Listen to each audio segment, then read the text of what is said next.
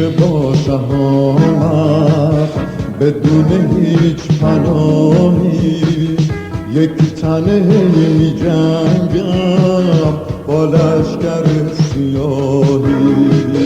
ببین چه سخت جونم، مرگ و باور ندارم، در امتداد این شب غریب و گیر شدم، غریب و گیر شدم.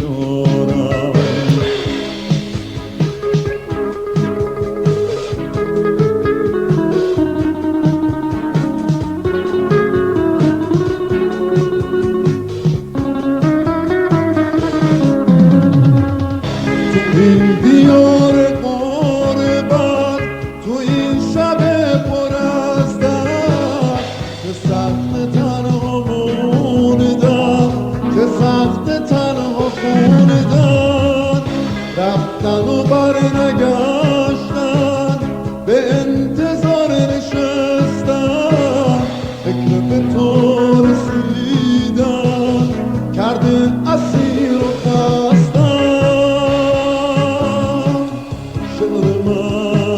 اسم ایران اسم خواستن منه، حرف عاشق شدن و به خاک ایران رسیدنه.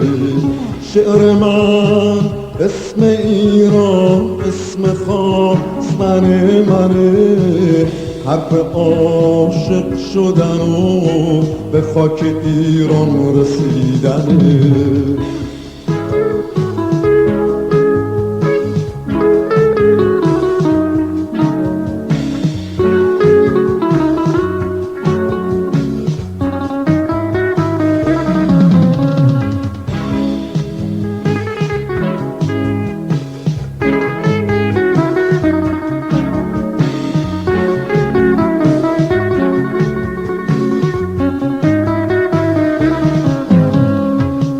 تو این دیار غربت، تو این شب پر از درد، چه سخت تنها موندن، چه سخت تنها خوندن، رفتن و برنگشتن، به انتظار نشستن، فکر به تو رسیدن کرده اسیر و خستن.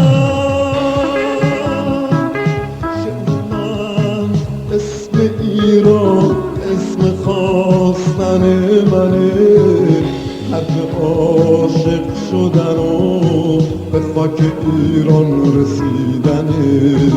شعر من اسم ایران اسم خواستن منه، حرف عاشق شدن و به خاک ایران رسیدنه، به خاک ایران رسیدنه، به خاک ایران رسیدنه، به خاک ایران رسیدنه، به خاک ایران